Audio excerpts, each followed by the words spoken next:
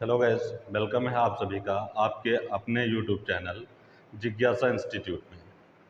आज बहुत ही महत्वपूर्ण टॉपिक रहेगा।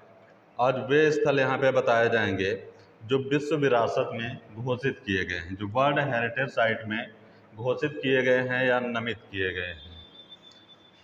तो देखें यहाँ पे जो जैसे विश्व विरासत स्थल जो रहे हैं वो तो आपको पहले से ही पता है कि कितने रहे हैं और कौन कौन से रहे हैं। तो अभी तक जो थे वो 40 थे। तो इन 40 की चर्चा ना करते हुए यहाँ पे जो हाल ही में रहे हैं उनके बारे में डिटेल करवाई जाएगी। तो विश्व विरासत स्थल में यहाँ पे एक तो शांति निकेतन रहेगा, शांति निकेतन, और दूसरा रहेगा कर्नाटक के ऐतिहासिक मंदिर रहेंगे। होयसल मंदिर जो होयसल वंश के रहेंगे, तो कर्नाटक के ऐतिहासिक मंदिर, और इसी के साथ साथ ऐतिहासिक मंदिर रहेंगे और इसी के साथ साथ अमृता शेरगिल जी की जो अभिकृत नीलाम हुई है उसके बारे में भी यहाँ पे चर्चा की जाएगी। तो ये 3 टॉपिक रहेंगे। वीडियो छोटा सा ही रहेगा लेकिन इम्पॉर्टेंट हो सकता है, बहुत ज़्यादा इम्पॉर्टेंट हो सकता है। तो चलिए देखते हैं फिर। देखें, वर्ल्ड हेरिटेज साइट जो रही है, थोड़ा सा पहले इसके बारे में चर्चा करते हैं फिर आगे चलते हैं।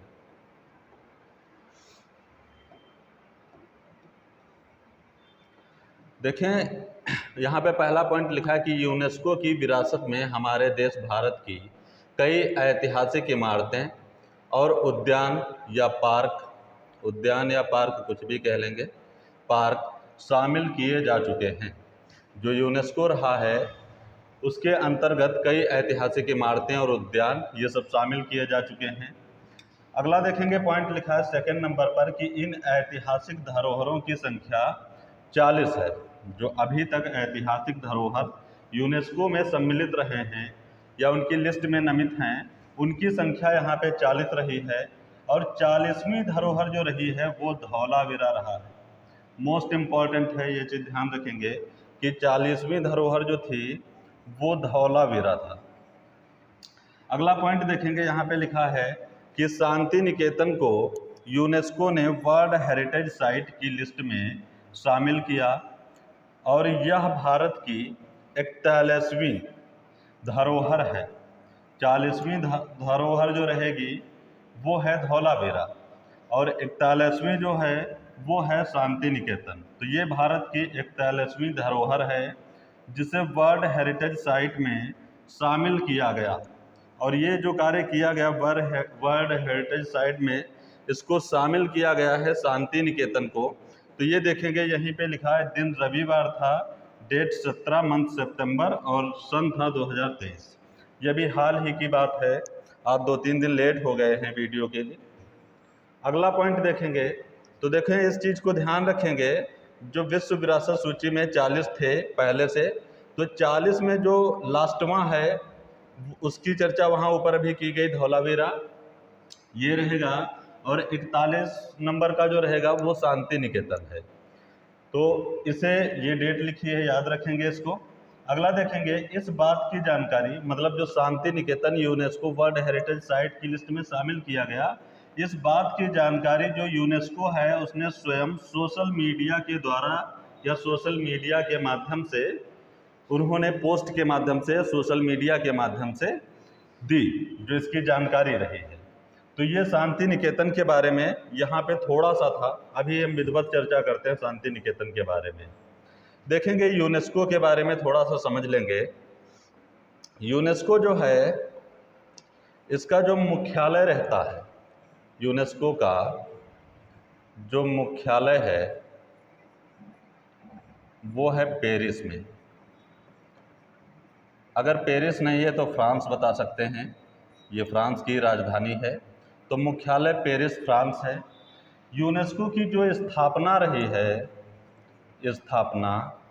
तो ये 1945 में हुई है।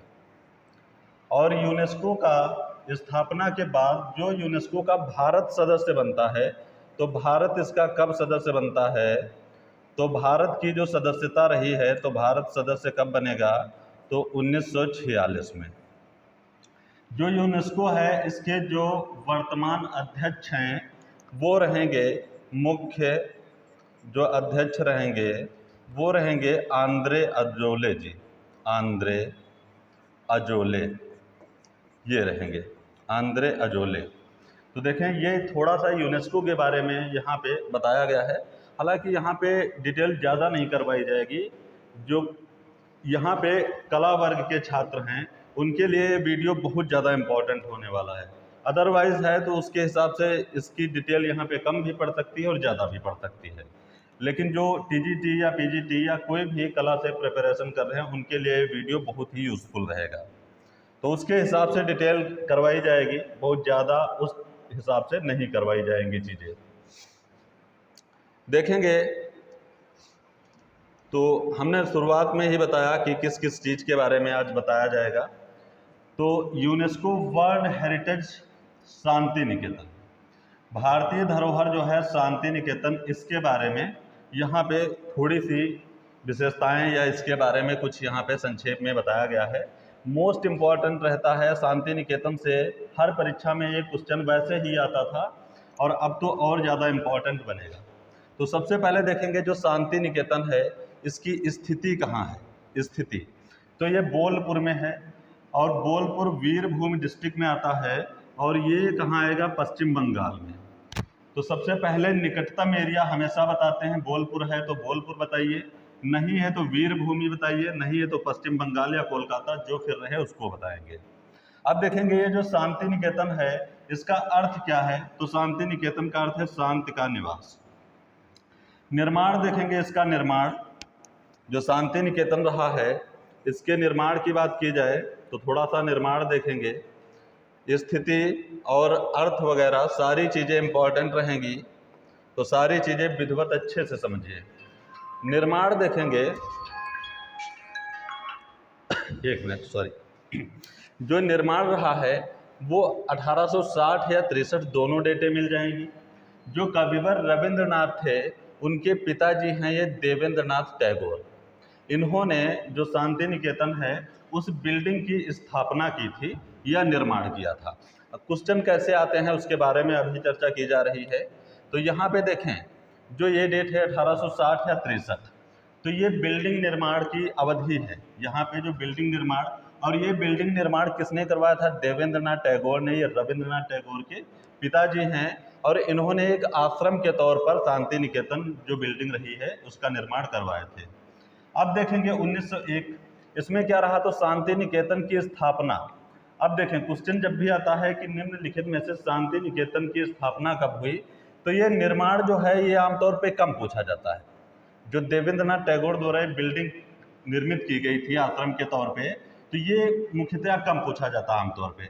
सबसे ज़्यादा जो क्वेश्चन पूछा जाता है वो 1901 डेट पूछी जाएगी, सीधे से पूछेगा कि शांति निकेतन की स्थापना कब हुई थी, तो 1901 बताना है।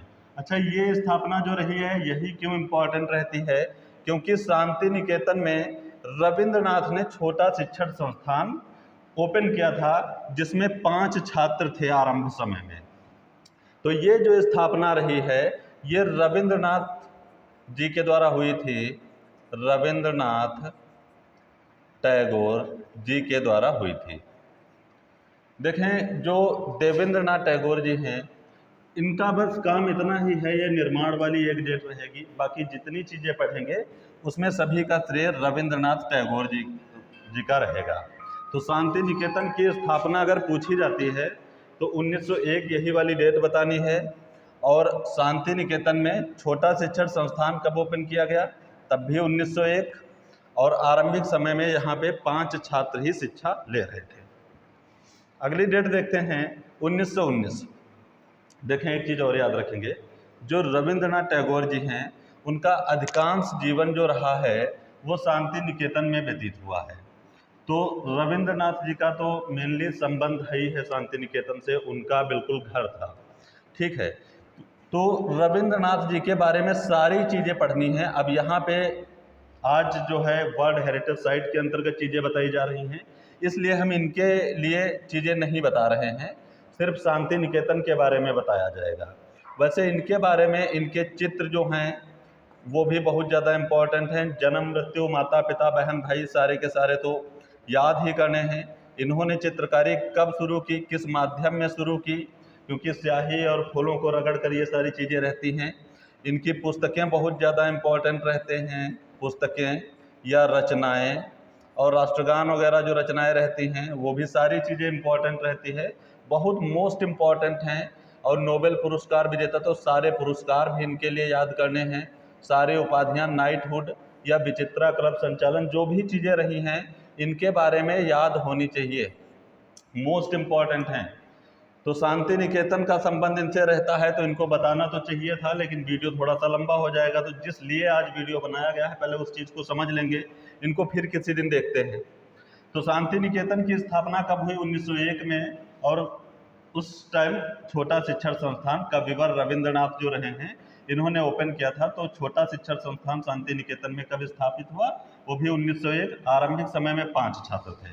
अगली डेट देखेंगे 1919, ये जो डेट रही है तो इसमें शांति निकेतन में कला भवन की स्थापना की। जो रविंद्रनाथ हैं इन्होंने इसमें कला भवन की स्थापना की। तो कला भवन जो कलकत्ता कहते हो, तो कला भवन की स्थापना कब हुई? तो 1919 में। किसने की? तो ये भी रविंद्रनाथ, सारी चीज़ें रविंद्रनाथ टैगोर जी के पक्ष में रहेंगी। तो शांति निकेतन में कला भवन की स्थापना इन्होंने की, जिसके प्रथम शिक्षक, जब कला भवन की स्थापना किए तो उसके प्रथम शिक्षक नंदलाल बोस जी को बनाए। ये शांति निकेतन के 3 स्तंभों में से एक स्तंभ माने जाते हैं। शांति निकेतन के 3 स्तंभों में से एक स्तंभ यही है नंदलाल बोस जी। ठीक है, बाकी चीज़ें जो हैं थोड़ा सा शॉर्ट में इतनी ज़्यादा हो नहीं पाएंगी, वरना वीडियो लंबा हो जाएगा। अगली डेट देखेंगे 1921।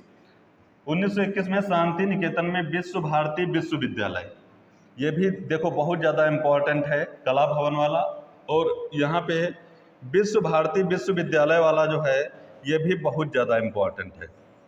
तो विश्व भारती विश्वविद्यालय की स्थापना कब की गई? तो 1921 में। और देखें सबसे बड़ी बात, जब विश्व भारती विश्वविद्यालय की स्थापना की गई तो स्थापना करके भारतीय विश्वविद्यालयों में जो प्रथम ललित कला संकाय है, फैकल्टी ऑफ विजुअल आर्ट, जो प्रथम ललित कला संकाय है वो स्थापित हुआ। इसलिए ये लाइन बहुत ज़्यादा इम्पॉर्टेंट हो जाती है कि भारतीय विश्वविद्यालयों में प्रथम ललित कला संकाय कहाँ पर चालू हुआ था, शुरू हुआ था, प्रारंभ हुआ था। तो ये डेट रहेगी 1921। यहाँ पे 2 डेटें याद रखनी है, एक 1921 में विश्व भारती विश्वविद्यालय की स्थापना, और दूसरी इसी अवधि में जब ये विश्व भारती विश्वविद्यालय की स्थापना हुई तो प्रथम ललित कला संकाय की यहाँ पे स्थापना हुई। इस चीज़ को भी ध्यान रखेंगे, मोस्ट इम्पॉर्टेंट रहेगा। शांति निकेतन बिल्कुल समझ लीजिए कि एक क्वेश्चन बिल्कुल फिक्स ही रहता है। अगला देखेंगे, वर्ल्ड हेरिटेज साइट में जो स्थापित रहा वो होयसल मंदिर है। देखें उसकी डेट, टाइमिंग, सारी चीज़ें शांति निकेतन की जो लगभग मोस्ट इम्पॉर्टेंट थी वो बता दी गई हैं। अब थोड़ा सा देख लेते हैं होयसल मंदिर के बारे में। होयसल मंदिर या कर्नाटक के ऐतिहासिक मंदिर कह लेंगे, ये भी जो है यूनेस्को की विश्व धरोहर सूची में शामिल हुए हैं। ठीक है, तो ये भी उतना ही इम्पोर्टेंट है जितना कि शांति निकेतन। शांति निकेतन की ख्याति पहले से ही बहुत है, तो इसलिए वो एग्जाम की दृष्टि से बहुत ज़्यादा इम्पोर्टेंट रहते हैं, लेकिन ये भी इम्पोर्टेंट रहेंगे। तो होयसल मंदिर जो है कर्नाटक के ऐतिहासिक मंदिर कह लेंगे, और ये भी यूनेस्को की विश्व धरोहर सूची में भी शामिल हुए हैं। अब देखें जो होयसल मंदिर हैं इनका वंश कौन सा रहा है, किन शासकों के या किन राजवंशों के शासकों ने इनका निर्माण करवाया? तो होयसल वंश। होयसल वंश की राजधानी कहाँ थी? तो द्वार समुद्रम थी, द्वार समुद्र या द्वारासारम इस टाइप से लिख देते हैं। वंश होयसल वंश। होयसल मंदिरों का निर्माण किस राजवंशों ने करवाया? तो होयसल वंश के शासकों ने। और होयसल वंश की राजधानी कहाँ थी? तो द्वार समुद्र। इनका क्षेत्र क्या था? जो होयसल मंदिर या होयसल वंश के राजा थे उनका क्षेत्र क्या था? तो इनका क्षेत्र था कर्नाटक, मोस्ट इम्पॉर्टेंट है, तो इनका क्षेत्र भी याद रखेंगे, कर्नाटक है। अब यहाँ के मंदिर देखेंगे जिनको वर्ल्ड हेरिटेज साइट में शामिल किया गया है। तो यहाँ पे देखेंगे जो प्रसिद्ध मंदिर रहेगा, जो यहाँ का प्रसिद्ध मंदिर है होयसल वंश के, तो बेल्लूर है, हलेबिद है, सोमनाथपुरा है और होयसलेश्वर मंदिर है। सबसे ज़्यादा जो पूछा जाता है यहाँ पे ये होयसलेश्वर मंदिर पूछा जाता है। शिव मंदिर है, शिव मंदिर, निर्माणकर्ता वगैरह सारी चीज़ें पता होनी चाहिए, हर एक चीज़ की डिटेल पढ़ें। यहाँ पे वीडियो थोड़ा सा शॉर्ट में बताया जा रहा है, इसलिए उतनी ज़्यादा चीज़ें गहराई से नहीं बताई जा सकती हैं। अगला देखेंगे मंदिर निर्माण की शैली। ये जो होयसल वंश के मंदिर रहे हैं, ये मंदिर निर्माण की शैली जो बताई गई कि मंदिर निर्माण की मुख्यतः 3 शैली हैं, नागर, द्रविड़ और बेसर। तो यहाँ के जो मंदिर रहे हैं ये बेसर शैली में बने हैं। बेसर शैली में, बेसर शैली के मंदिरों का आधार जो है वो गोल होता है या सितारे जैसा रहेगा आकार। बेसर शैली जो है नागर और द्रविड़ दोनों का मिश्रण रहता है। नागर प्लस द्रविड़ शैली दोनों का मिला जुला रूप बेसर शैली रहता है। इसमें रूपरेखा और वास्तु योजना ये सारी चीज़ें अलग अलग रहती हैं। तो जब नागर शैली, द्रविड़ शैली, बेसर शैली, मंदिर निर्माण की शैलियाँ पढ़ोगे तो वहाँ पे क्लियर हो जाएंगी चीज़ें। तो यहाँ के जो मंदिर हैं होयसल मंदिर, ये बेसर शैली में बने हैं, ये भी ध्यान रखेंगे। क्षेत्र, राजधानी, वंश, सारी चीज़ें याद रखनी है। अब देखेंगे तो वर्ल्ड हेरिटेज साइट जो भी ये बिल्कुल जस्ट करंट से थे संबंधित, वो यहाँ पे बताए गए हैं। एक देखेंगे ये भी अभी रहा है, जो अमृता शेरगिल जी हैं इनकी ये कृत रही है, तो थोड़ा सा इन्हीं को भी इसी वीडियो में हमने शामिल कर लिया है, अमृता शेरगिल जी। अब देखेंगे इनका जो जन्म रहा है वो 30 जनवरी 1913 में रहा है और जन्म स्थान बुडापेस्ट, हंगरी। अमृता शेरगिल जी जो हैं वो हंगरी में बुडापेस्ट जो पड़ता है वहाँ पे जन्मी थी। कब? 30 जनवरी 1913। अमृता शेरगिल की मृत्यु जो होती है बहुत कम अवधि में ही हो जाती है, तो 5 दिसंबर 1941। अब देखें ये हंगरी में जन्मी थी, इनकी मृत्यु स्थान लाहौर रहेगा और कोमा रोग से इनकी मृत्यु हुई थी। तो ये हंगरी से भारत कब आती हैं और भारत से ये शिक्षा लेने कब जाती हैं, पुनः भारत कब आती हैं और इनकी मृत्यु लाहौर में रहती है, तो सारी डिटेल इनके बारे में, हालांकि यहाँ पे हम डिटेल नहीं करवाएंगे इनकी, इनसे संबंधित जो तथ्य ठीक ठाक हैं वो यहाँ पे हम बता देंगे। बाकी चीज़ें जो हैं अमृता शेरगिल जानते हो कि बहुत ज़्यादा इम्पॉर्टेंट है, मोस्ट इम्पॉर्टेंट हैं, तो इनके बारे में सारी जानकारी आप विधिवत वहाँ पे पढ़ेंगे। यहाँ पे जो फेमस चीज़ें हैं सिर्फ वही आज बताई जाएंगी, बाकी डिटेल किसी दूसरे दिन, अगर कहेंगे आप लोग तो डिटेल किसी दूसरे दिन करवा दी जाएगी। तो जन्म और जन्म स्थान, मृत्यु और मृत्यु स्थान, वो सारी चीज़ें याद करेंगे। अगला देखेंगे इनकी जो कुछ प्रसिद्धियां हैं कि अमृता शेरगिल किस लिए प्रसिद्ध हैं, तो ये देखेंगे बहुत ज़्यादा इम्पॉर्टेंट है।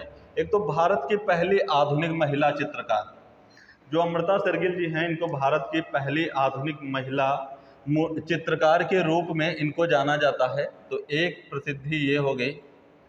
दूसरा देखेंगे पॉइंट कि भारतीय चित्रकला इतिहास में इनको मील का पत्थर कहते हैं।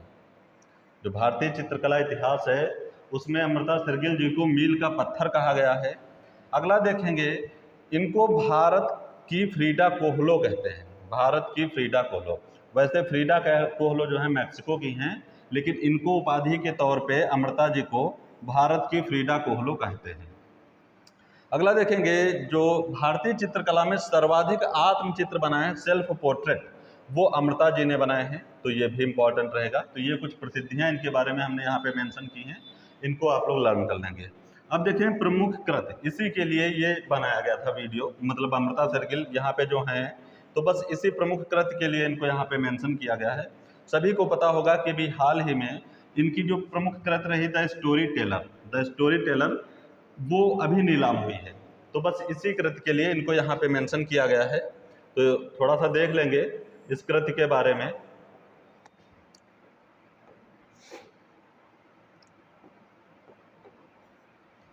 देखिए इनकी कृत है द स्टोरी टेलर, ठीक है।